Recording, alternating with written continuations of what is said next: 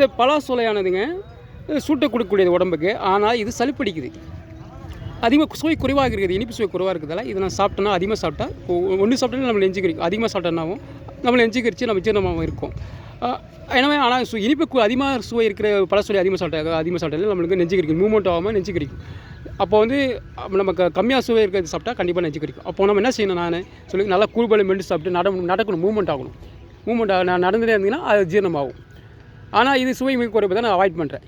இதை நான் அதிகமாக சாப்பிட்டு நெஞ்சு கறிச்சு என்ன ஆகுனா அப்புறம் வெள்ளை சாப்பிட வேண்டியது இருக்கும். வெள்ளை சாப்பிட்டா ஜீரணம் ஆகிடும். ஜீரணமான ஆனாலும் குடல் பாதிப்பு லேட்டை ஏற்படுத்த செய்யும். ஏன்னா நெஞ்சுக்கறி உணவு இருந்தாலே எந்த உணவும் நம்மளுக்கு அமிலத்தை வயிற்றில் அதிகமாக சுரக்க வச்சுடும். இது வந்து இப்போ பொதுவாக பலாசோலை வந்து டாக்டர் என்ன சொல்கிறாங்கன்னா, இது குடல் புற்றுநோய் வராமல் தொடர்ந்து சாப்பிட்டீங்கன்னா குடல் புற்றுநோய் வராமல் பாதுகாக்கும், குடலை பாதுகாக்குன்றாங்க. ஒரு அல்சரை வராமல் பாதுகாக்கும். மாலம்படி எழுதினாலே நம்ம அல்சர் வராது, உங்களுக்கு வராமல் குடலை பாதுகாக்குன்றாங்க. அப்போ அல்சரோட மோசமானது கேன்சர், புற்றுநோய். அந்த புற்றுநோய் வராமல் உங்களுக்கு தடுக்குதுன்னா அப்போ எந்த அளவுக்கு வந்து பலாசோலை வந்து நான் வந்து ஒரு மாலம்பழத்தோட ஒரு அற்புதமான பொருளாக நான் நினைக்கிறேன். ஏன்னா அல்சரோட மோசமானது புற்றுநோய், கேன்சர்ன்றது. அதே தடுக்குதுன்னா அப்போ எந்தளவுக்கு இதை அற்புதமான ஒரு அற்புதமான பொருளாக நான் நினைக்கிறேன். ஆனால் வந்து நம்ம குடலை வந்து ஆரோக்கியமாக பாதுகாக்கணும். அப்போ தான் இளமையான ஒரு 20 வயசுக்குள்ள எது சாப்பிடும் ஜீரணமாயிரும். ஆனால் 40 வயசு தாண்டி 50 வயசு தாண்டி குடல் பலம் குறையதால் அவங்களுக்கு ஜீரணமாகுது, அல்சர் நோயாளி ஜீரணமாகுது. ஏன்னா குடலை ஆரோக்கியமாக பாதுகாத்துனா உங்களுக்கு எவ்வளோ ஒரு அற்புதமான பொருளாக இருந்தாலும் உங்களுக்கு ஜீரணமானத்தில் உங்களுக்கு மூவ்மெண்ட் ஆனதானே உங்களுக்கு அதில் நன்மை பயக்கும். குடல் உட்கரிக்கிறது, குடல் இழுக்கணும் இல்லை அந்த சத்துக்களை. அப்போ தானே உங்களுக்கு குடலுக்கு நன்மையான குடல் ஆரோக்கியமாக நீங்கள் வந்து பாதுகாத்தீங்கன்னா உங்களுக்கு என்னென்றைக்கும் வயசான கூட உங்களுக்கு நல்லது. உங்களுக்கு எல்லா ஒரு அற்புதமான பொருளும் உங்களுக்கு உடலுக்கு கிடைக்கும்படி செய்யும். உங்களுக்கு கிடைக்க மாதிரி நம்ம பார்த்துக்கொள்ளலாம். அடுத்து பார்த்தீங்கன்னா ஒரு குளிர்ச்சியான பொருள் உணவுன்னு வச்சிங்கன்னா, ஒரு மோர் இருக்குதுன்னா நீங்கள் வந்து அது குளிர்ச்சி தன்மை உடையது. மோர் சாப்பிட்டாலும் மோர் குடிச்சாலும் நீண்ட நேரம் வந்து ஜீரணமாகாமல் நெஞ்சு கறிச்சு நிற்குதுன்னா அது தன்மையான குளிர்ச்சி தன்மை. குடல் வந்து மூவ்மெண்ட் குறைக்கும். குளிர்ச்சி தன்மை அதிகமாக குடல் மூவ்மெண்ட் இயக்கம், குடல் நகருதல் வந்து குறையும். அடுத்து பார்த்தா மூச்சு பழத்தை குறைச்சி விடும்.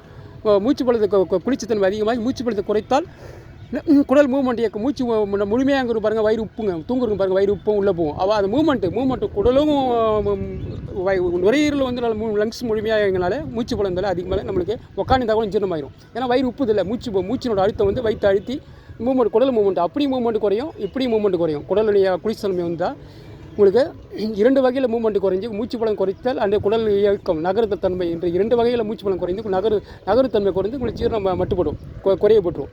ஆனால் சூட்டுத்தன்மை உள்ள இந்த பலாசோலை வந்து ஏன் உங்களுக்கு ஜீரணமாக நெஞ்சு கறிக்குது என்று கேட்டால், நீங்கள் மென்று சாப்பிட்டா கூட வந்து மூவ்மெண்ட் குறையும். ஏனென்றால் சத்துக்கள் அதிகமாக உள்ளது பலாசோலை.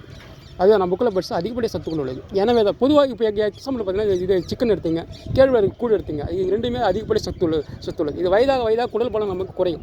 வயதானவங்க சிக்கன் சாப்பிட்டாலும் இல்லை அல்சர் நோயால் குடல் பலம் குறைஞ்ச அல்சர் நோயாளர்கள் சிக்கன் சாப்பிட்டாலும் அவங்க நெஞ்சு கறிச்சு நீண்ட நேரம் நெஞ்சு கறிச்சுன்னு இருக்கும். அதுவே கூழ் குடிச்சாலும் 2 நேரம் நெஞ்சு கறிச்சுன்னு இருக்கும். புரியுதுங்களா? இதுதான் காரணம். எனவே நம்ம சத்துக்கள் அதிகமுள்ள பொருள் அற்புதமான உணவு வந்து குடல் பலம் ஆரோக்கியமாக பார்த்துக்கனால மட்டும் நம்ம வந்து அப்போ தான் நம்மளுக்கு முழு நன்மை கிடைக்கும். மட்டும் நான் சொன்னால் குழுப்பால் மென்று சாப்பிட்டு மறுபடியும் வாய்க்கு கொண்டு வந்து மறுபடியும் அசை போடலாம். இதுமாதிரி ஆடுமாடுகளை போல் அசை போட்டு நல்லா உட்காந்தே இருக்கக்கூடாது. அதுமாதிரி நல்லா குழுப்பால் மென்று சாப்பிட்டா மட்டும் போதாது.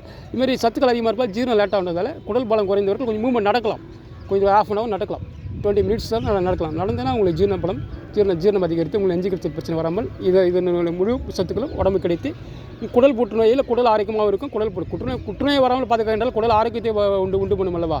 குடல் ஆரோக்கியம் எந்த அளவுக்கு புற்றுநோய் வருதா தடுக்குதுன்னா அப்போ குடல் ஆரோக்கியத்தை மட்டுப்படுத்துமா? குடல் ஆரோக்கியத்தை அதிகம் படுத்தும். அப்போ புற்றுநோய் வராமல் தடுக்காமல் இருந்தாலும் அட்லீஸ்ட் ஒரு குடல் ஆரோக்கியமாக அதிகமாகும் உங்களுக்கு. சரிங்களா? குடல் ஆரோக்கியமாக பாதுகாத்துனா நீங்கள் புற்றுநோய் வராமலும் பாதுகாத்து இந்த பலாசோலை நீங்கள் சாப்பிடலாம். தேங்க்யூ.